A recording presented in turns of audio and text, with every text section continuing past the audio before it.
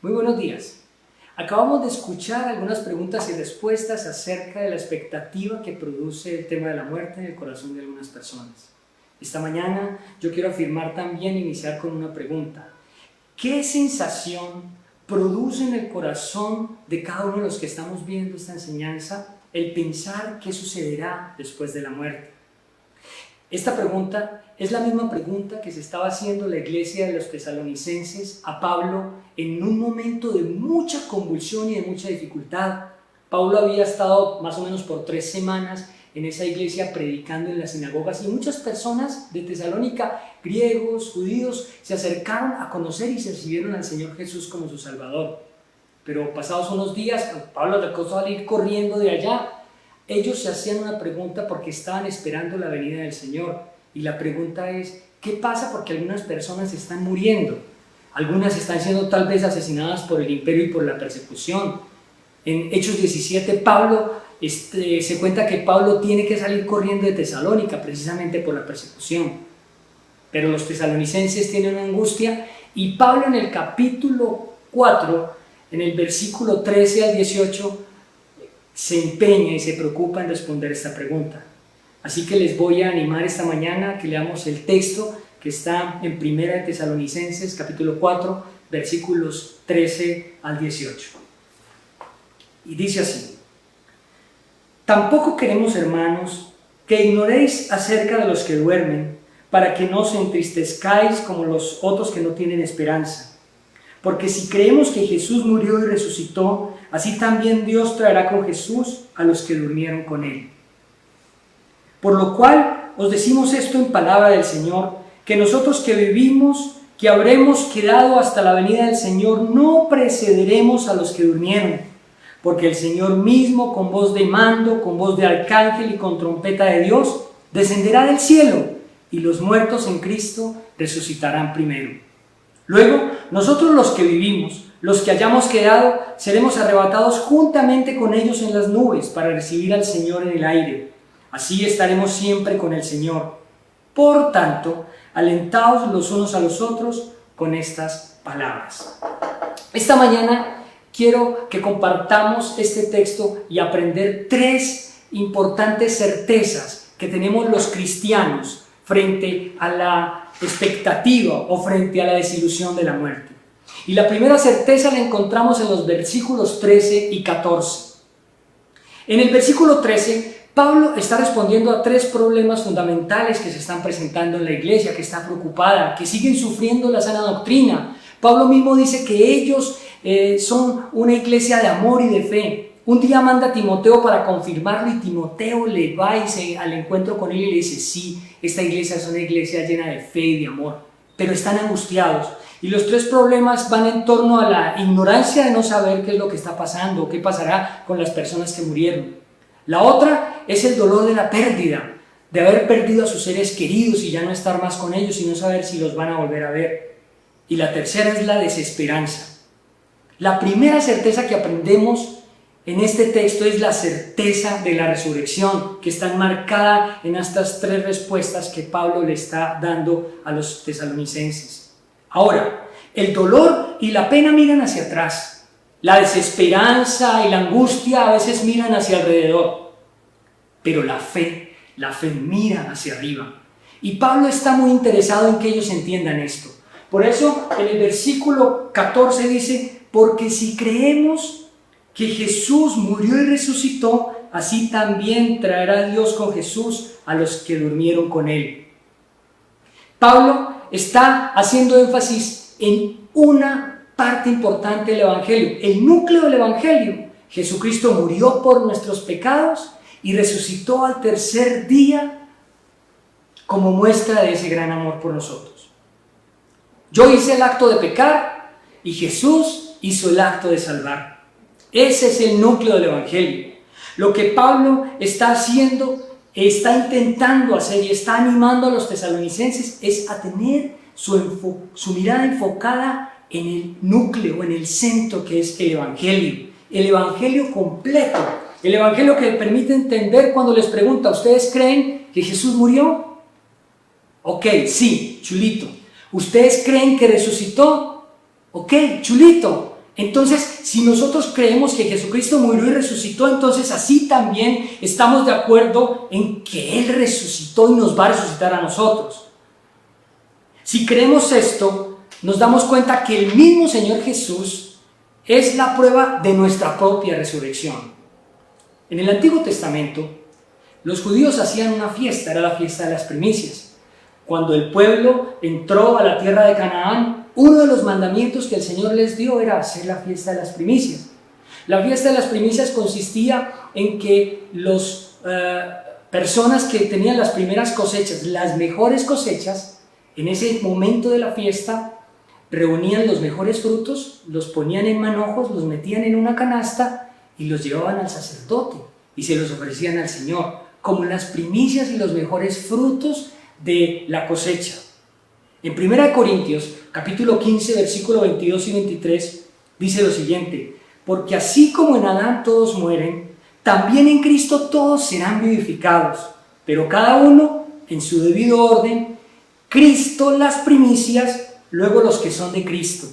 En su venida habrá resurrección, sí y solo sí. Este es el primer fruto de las primicias del Señor, es el primer fruto de la resurrección. ¿Resucitó Cristo de los muertos? Es mejor que lo crea. Vamos a salir literalmente tú y yo de la tumba. Es mejor que nosotros creamos eso. Pablo dice: si Cristo mismo resucitó, Él mismo pasará con sus seguidores y nos llevará con Él. El Hijo del Hombre venció la tumba. Él quitó el aguijón de la muerte y abrió la llama de la esperanza. Así como Él, nosotros también resucitaremos victoriosos. Él lo prometió y Él lo cumplirá. Qué certeza tan grande y tan hermosa la que nosotros los cristianos tenemos. Mis hermanos, saber que el Señor mismo estará presente en nuestra resurrección. Y qué importante se ve hoy tener esa certeza en nuestras vidas. El versículo 13 dice: no se angustien, no se pongan tristes, no tengan dolor acerca de los que duermen, porque no sean como los que no tienen esperanza. El apóstol no está haciendo una comparación mezquina, humillativa, llena de altivez o de orgullo con una mezcla de mezquindad. La invitación que está haciendo el apóstol Pablo va en torno a que nosotros tenemos una nueva seguridad. Estamos seguros y no estaremos solos. Tenemos la certeza de que no vamos a terminar en 70, 80 o 90 años nuestra vida. Tendremos la certeza de que resucitaremos con Él. Eso es lo que le está diciendo el apóstol Pablo a los tesalonicenses. Crean en el núcleo del Evangelio. Si Él murió y resucitó, también nosotros lo haremos, porque Él traerá a Jesús, el Señor traerá a Jesús con nosotros. Así que la vida no termina a los 70, a los 80 años. Tenemos la certeza de que este cuerpo mortal un día se vestirá de inmortalidad. Un día nos vestiremos de inmortalidad para encontrarnos con nuestro Señor. Escuche esto. Tenemos la certeza de que resucitaremos con Él. Mis hermanos, pero los que no le conocen, los que no se han arrepentido, los que no han recibido el perdón de los pecados que Dios nos da o que les puede dar, no tienen esa certeza. ¿Resucitarán? Sí, pero el lugar a donde irán no es el mismo. Los tesalonicenses preguntaban preocupados porque sus hermanos muertos en la fe dónde irían, y el apóstol les estaba respondiendo: no se preocupen, si nosotros hemos creído en el Evangelio, Él vendrá por nosotros. Pero yo me hago la siguiente pregunta: ¿qué sensación produce pensar en qué sucederá después de la muerte para quienes no tienen al Señor Jesús en el corazón? ¿Y saben cuál es la respuesta que vamos a encontrar? Me da mucho miedo, me duele, me entristece, me da miedo, incertidumbre. Algunos dirán: eso me genera cierta curiosidad. Algunos han dicho: eso me da temor, dejar esta tierra, me genera ansiedad, me estresa. Otros pueden esquivar la pregunta porque tal vez no quieren abordar el tema. Algunos pueden decir que se deprimen, que los angustia, que los entristece. La gente no sabe qué va a pasar. Quienes no conocen al Señor tienen una gran incertidumbre sin esperanza. Sin la esperanza que después de 60, 80 años no sabe qué va a pasar. Otros dirán que será como algo que ya no va a existir, como si el aniquilamiento fuera una realidad, pero no es así. Ellos tendrán una gran incertidumbre y se encuentran en tinieblas. No tienen ninguna certeza, no tienen ninguna esperanza. Pero el milagroso, hermoso acto de la resurrección de nosotros es maravilloso, porque cuando el Señor, como dice en el versículo 16, descienda, dice que los muertos en Cristo resucitarán primero. ¿Por qué? Porque oirán la voz de su Señor. Como Lázaro, cuando escuchó la voz del Señor y se levantó de los muertos. Asimismo nosotros nos levantaremos entre los muertos, sea que vivamos o sea que muramos, como nos resuelve Pablo en el versículo 10 del capítulo 5, estaremos con Él. Y los que murieron en Cristo resucitarán con Él, porque Él, con voz de mando, con trompeta de Dios, con voz de arcángel, llamará por su nombre a cada uno. Y entonces el desierto entregará a sus muertos, el mar entregará a sus muertos, los campos de batalla, las montañas de Colombia, en donde murieron muchas personas cristianas y del mundo, estarán vacías de esos muertos porque resucitarán en Cristo. Los campos en donde se enterraron, los cementerios, serán tumbas vacías porque los que murieron en Cristo resucitaron.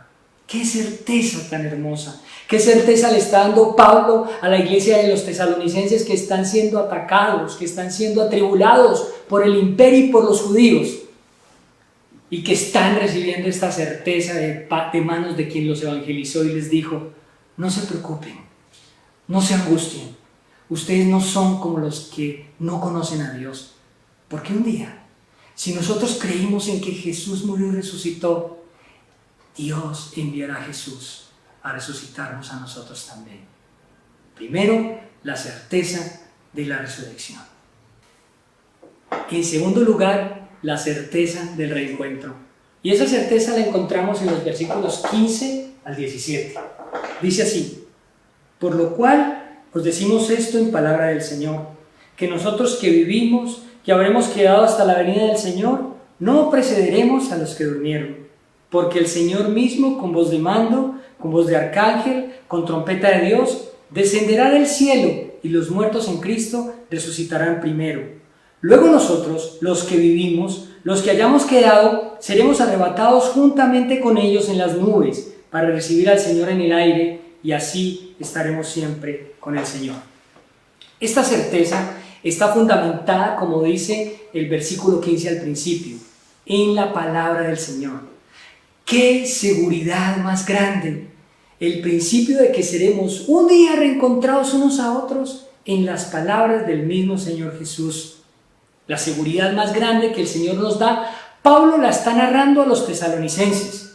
Y estas palabras las está tomando tal vez de la historia, obviamente de la historia que le contaron los 11 que se encontraron con Jesús en Galilea, porque ellos le contaron a Jesús cuál fue la encomienda que les dio acerca de predicar el Evangelio, ese que hablamos ahorita, y de ir por todo el mundo, pero al mismo tiempo ellos tuvieron la oportunidad de ver cómo el Señor se iba en una nube. Entonces, Pablo está relatando esto que sucede en el Monte de los Olivos cuando el Señor Jesús sale del templo, y en Mateo 24:31 dice: y enviará a sus ángeles, porque esto lo dice el Señor mismo, por eso es desde la misma boca del Señor, y enviará a sus ángeles con gran voz de trompeta, y juntarán a sus escogidos, mire qué hermosura, de los 4 vientos, desde un extremo del cielo hasta el otro.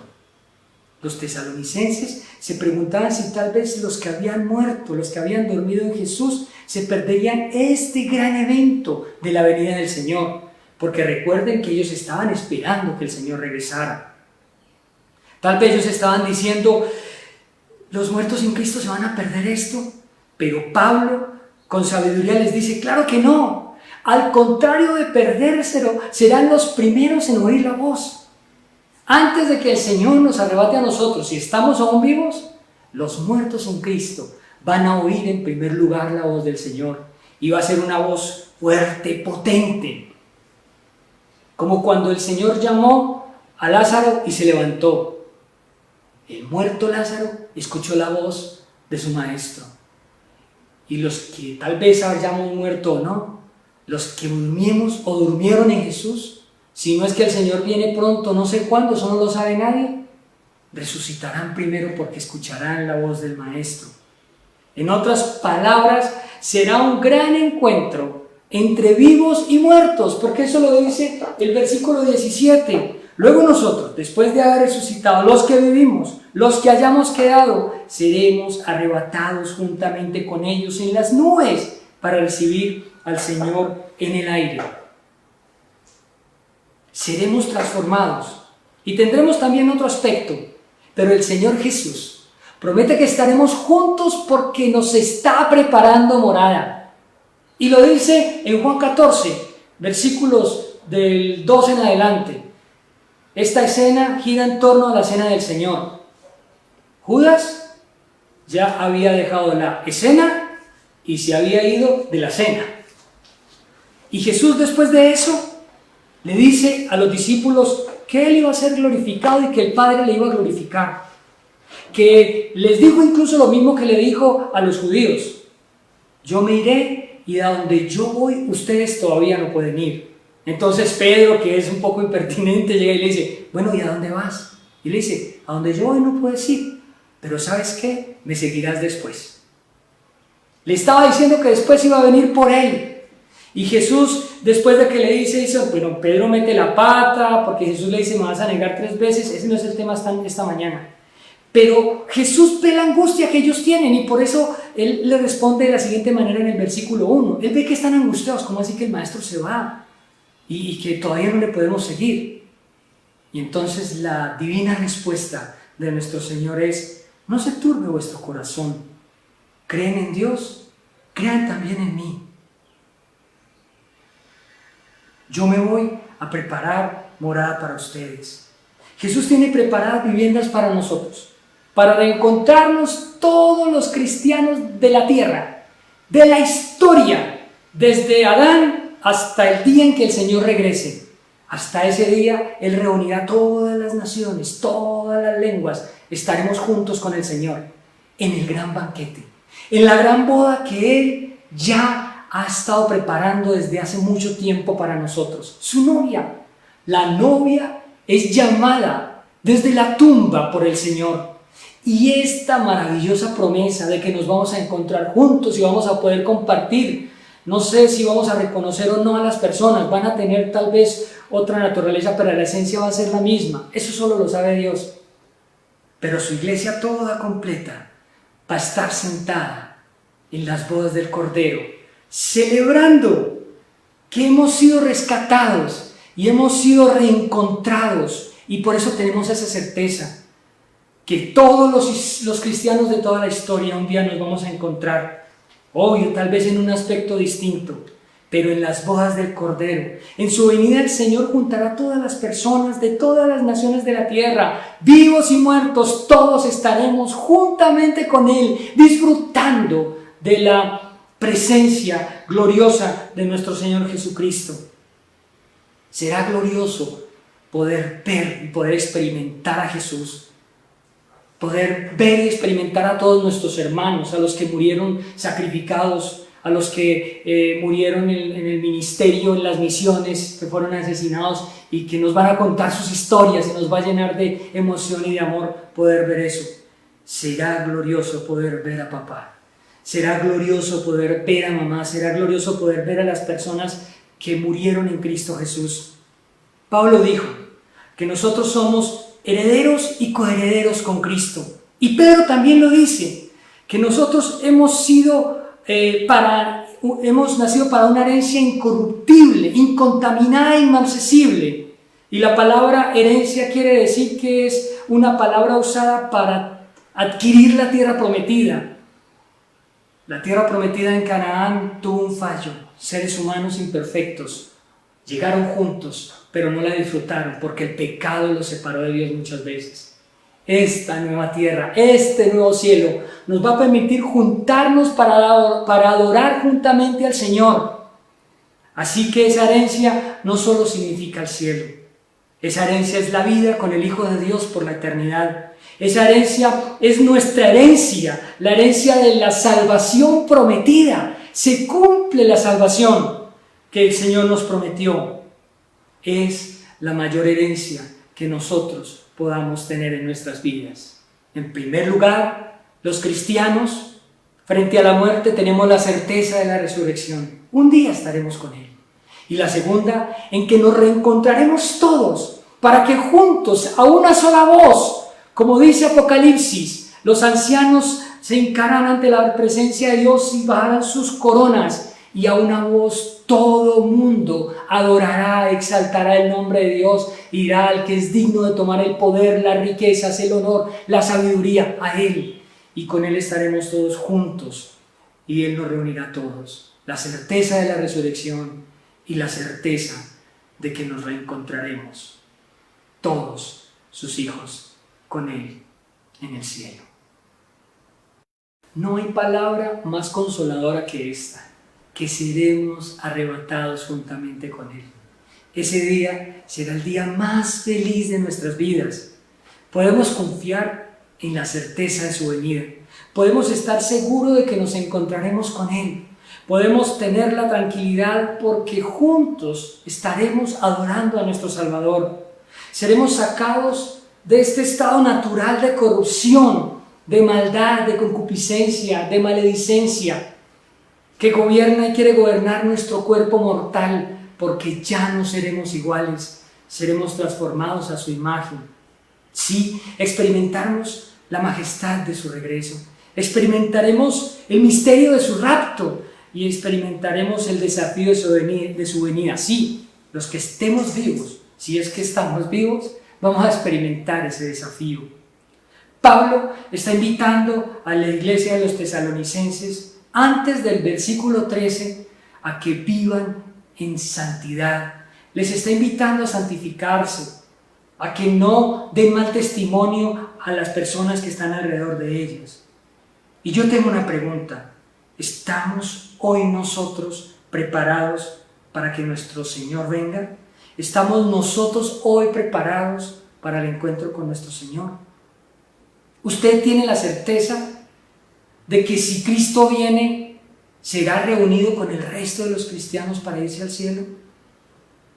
Por esto es que creo que nadie sabe el día ni la hora, porque el Señor Jesús quiere que estemos en esa tensión, pero no en una tensión mezquina de parte de Dios, sino porque Él quiere que nosotros tengamos la vida que tenemos buscándole, buscando la santidad, buscando la integridad, para que podamos reunirnos juntos mañana con nuestros hermanos y con el Señor Jesús. No olvidemos, la primera certeza es la certeza de la resurrección, y la segunda certeza es la certeza de que un día vamos a estar reunidos con Él. La tercera certeza es la certeza de la reunión al fin con Cristo. El deseado de las naciones vendrá y hará temblar toda la tierra. Ese será el último párrafo escrito, las últimas palabras de la historia de la humanidad serán hasta ese día. El último evento de la iglesia será el día del arrebatamiento, el día que el Señor venga por nosotros. El Señor Jesucristo vendrá personalmente por nosotros. La Biblia dice en el versículo 17 al final: y así estaremos siempre con el Señor. Nuestro encuentro, la certeza que nos reuniremos con Él para siempre.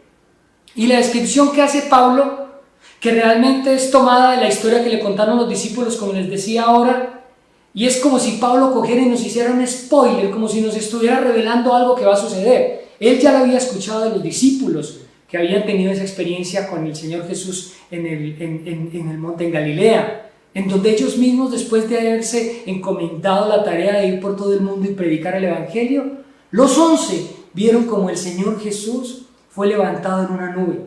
Y cuando estaban en las nubes, 2 personas se les aparecieron y les dijeron: ¿ustedes por qué están mirando al cielo?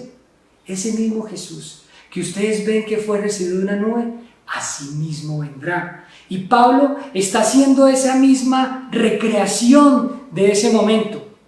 La descripción que hace Pablo es la misma descripción de cuando un cortesano va a recibir a un rey cuando viene de algún lugar. Él quiere que los tesalonicenses entiendan que hay una junta, hay una serie de personas que se están preparando para cuando un rey viene.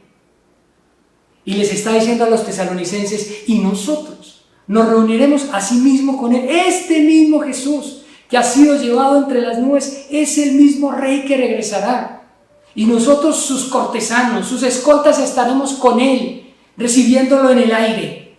Cristo será recibido por una delegación, su pueblo, nosotros, sus escogidos, quienes nos encontraremos con él en el aire y le recibiremos para estar siempre con él. Cuando el Señor regrese, como la invitación que le hizo Pablo a los tesalonicenses, yo quiero estar preparado. Le hemos amado, le hemos seguido, le hemos servido, hemos testificado de él, hemos sido fieles, estamos vestidos de su justicia. Yo no quiero que cuando el Señor regrese me encuentre borracho. Yo no quiero que cuando el Señor regrese me encuentre con material pornográfico en mi casa o en mi celular o en un dispositivo electrónico. Que mi corazón no esté lleno de rabia, de ira, de resentimiento. Yo no quiero que cuando el Señor regrese encuentre mi corazón lleno de odio y de envidia. Tampoco quiero que me encuentre con mi corazón frío e indiferente a sus cosas. Yo quiero vivir ardientemente para Jesús y quiero que ese fuego espiritual se replique en mis hijos, mi esposa, mi hogar, mis amigos, mi empresa, las personas con las quienes yo comparto. Nosotros estamos hablando de las certezas que tenemos los cristianos mientras viene el Señor. 3 certezas. La certeza de que resucitaremos, la certeza de que estaremos juntos y la certeza de que un día vamos a recibirlo a Él y vamos a estar para siempre con Él, el encuentro final con Él. Pero no podía dejar de pensar, mientras preparaba esta predicación, en quienes hoy no la tienen, en quienes hoy no tienen esas 3 certezas, en los que hoy viven en angustia, en tristeza, que cuando piensan en la muerte o en la venida del Señor se llenan de temor, de terror y de angustia, de tristeza, de incertidumbre, de no saber qué es lo que va a suceder con ellos después. Se van a llenar de desesperanza. Aquellos que, a diferencia de muchos de los que están hoy viendo este mensaje, nuestra iglesia, en vez de una sana atención para mantenerse íntegros y preparados, no saben qué hacer. Algunos de ellos están viendo hoy esta enseñanza. Algunos de ustedes están hoy aquí, tal vez incluso indiferentes esta mañana al mensaje del Evangelio. El Evangelio del arrepentimiento y del perdón de pecados. El Evangelio que se consuma en la muerte y en la resurrección de Jesús y que se completa el día que el Señor venga por nosotros. La gran promesa de la salvación.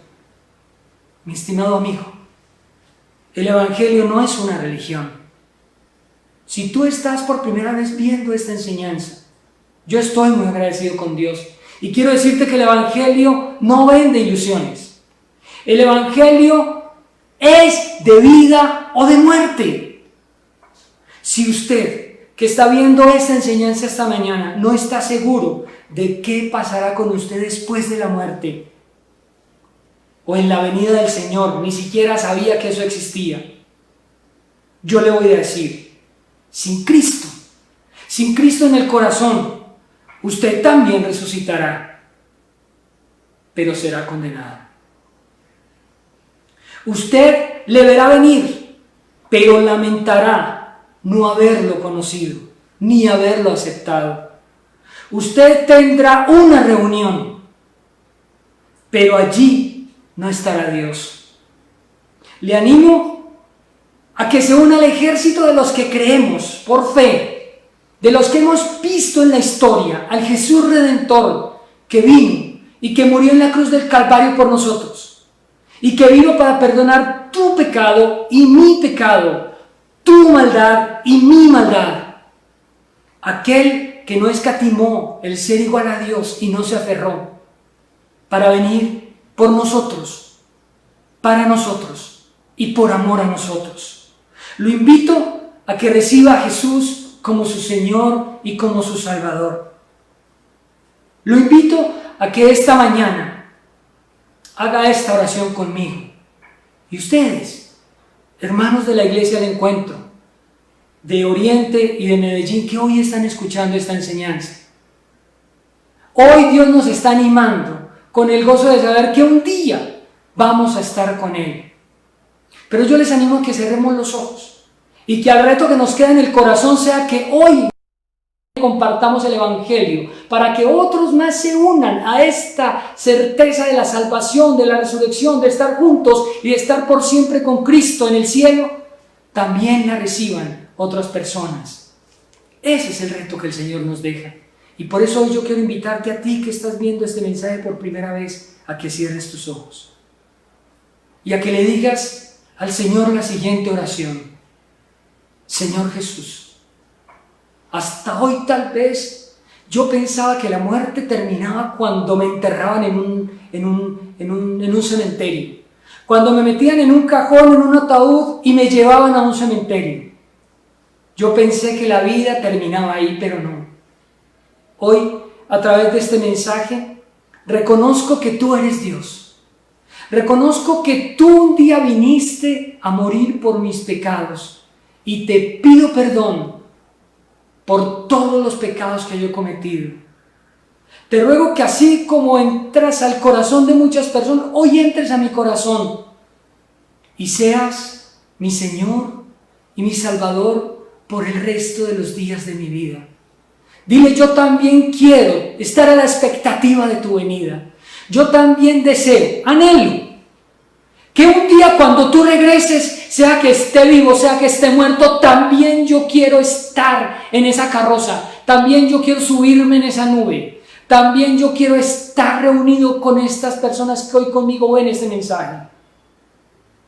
Y te recibo como mi Señor y como mi Salvador. Ayúdame, Señor, a conocerte, revélate a mí. Hoy Dios se está revelando a tu corazón. Y por eso te estoy haciendo esta invitación.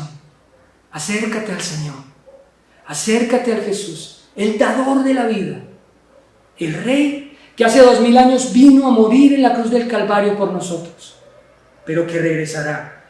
¿Cuándo? No sabemos. Pero los cristianos hoy tenemos la certeza de que un día resucitaremos con Él, estaremos juntos con Él y por siempre en la eternidad, porque nuestra esperanza está ahí. El versículo 18 termina con unas palabras muy hermosas, tanto para ti hoy que estás ahí por primera vez, como para todos los hermanos que estamos hoy escuchando esta enseñanza. Por todo esto que les acabo de decir, por todas estas certezas que les acabo de decir, Pablo le dice a la iglesia de Tesalónica: por todo esto, anímense, aliéntense unos a otros con estas palabras. Y qué mejor manera que alentarnos, mirando a nuestro alrededor y pensando en aquellos que tal vez están cerca de nosotros, pero que el día en que el Señor venga, posiblemente no se van a ir con nosotros. Aquí está el reto para la iglesia. Hay un trabajo que hacer. Hay una invitación que el apóstol Pablo le está haciendo a la iglesia de Tesalónica. Anímense unos a otros. Esto no termina a los 70, 80 años o cuando nos morimos.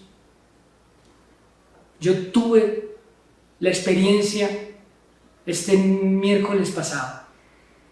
Me llamaron y un contratista de la obra, de una de las obras que nosotros administramos, se mató en un accidente de tránsito. Y me duele mucho saber que pude haberle enseñado y predicado el Evangelio de Jesucristo. Muchas veces intenté hacerlo, pero ellos, por ser a veces contratistas, se desaperciben. Y me pregunto qué va a pasar con él. Tal vez tú tienes una persona ahí a tu lado, un familiar, un hermano, un amigo, y sabes que si hoy viene el Señor, esa persona tal vez no está preparada. Los animo a que pensemos en dos sentidos. ¿Qué tan preparado estoy? ¿Y qué tan preparado quiero yo trabajar? ¿O qué tan preparado quiero yo que mi amigo, mi hermano, mi mamá, mi papá, mis familiares estén, para que cuando el Señor regrese, yo también me pueda ir con Él? Les animo a que cerremos nuestros ojos y oremos. Señor Jesús, como dice la canción, cuán glorioso va a ser el día. Yo no sé si la mañana o la noche. La canción dice la mañana. Cuán gloriosa va a ser esa mañana cuando venga Jesús, mi Salvador. Y nosotros los hermanos, toda la iglesia, los hermanos juntos, vamos a dar gracias al Rey que un día, después de toda esta historia de la humanidad llena de pecado, acontecimientos y eventos, va a terminar con la gloriosa venida tuya, Señor Jesús. Gracias porque hoy nosotros tenemos esa esperanza. No queremos pensar en ella de una manera frívola, como si fuéramos los exclusivos. Al contrario, tú esta mañana nos animas para que otras personas también tengan este privilegio, esta certeza, esta confianza, esta seguridad de que un día tú estarás con nosotros, que vendrás por nosotros en una nube y que te recibiremos en el cielo y que estaremos contigo por los siglos de los siglos, adorándote en el cielo nuevo y en la tierra nueva. ¡Qué esperanza tan hermosa, Señor! ¡Qué esperanza tan maravillosa la que tú nos das a nosotros hoy día! ¡Qué mañana gloriosa hoy poder recordar que tenemos la confianza, que tenemos la certeza y la esperanza de que tú un día nos resucitarás, que seremos transformados en un abrir y cerrar de ojos! Ya no seremos como el gusano, sino que después del capullo seremos como la transformación, Señor, hacia una vida distinta. Bendito Padre Celestial, yo te doy gracias por la iglesia de encuentro. Te doy gracias porque nos animas a quitar el miedo, a salir afuera a través de las redes sociales, a través de nuestros grupos de WhatsApp, de Facebook, a través de nuestros amigos, para decirle a otras personas: hoy es tiempo de que tú también tengas la certeza de que un día el Señor vendrá, nos resucitará y estaremos junto con Él y estaremos adorándole y exaltándole por los siglos de los siglos. En el nombre de Cristo Jesús. Gracias por este privilegio, Señor. Gracias por el honor que nos haces de ser tus hijos sin merecerlo. Gracias por tu misericordia y por tu bondad. Yo te pido por las personas que están por primera vez viendo este video, Señor. Yo te ruego que toques el corazón de ellos y que ellos también experimenten el gozo y la felicidad de saberse tus hijos. En el nombre de Cristo Jesús. Que el resto de la iglesia hoy piense: me tengo que estar preparando cada vez más. La hermosa tensión que tú nos dejas en la incertidumbre de no saber cuándo llegas, pero en la certeza que buscando tu rostro, amándote, preparándonos cada día, Señor, en nuestro corazón para recibirte, es la mejor manera, y que podamos también compartir a otros lo que tú nos has dado. Este tesoro no se puede esconder, Señor. Esta luz no se puede poner debajo del almud, sino que se pone encima de la mesa para que alumbre. En el nombre de Cristo Jesús te doy gracias. Amén y amén. Dios los bendiga y que tengan un lindo resto de domingo. Pásenla muy bien. Dios los guarde.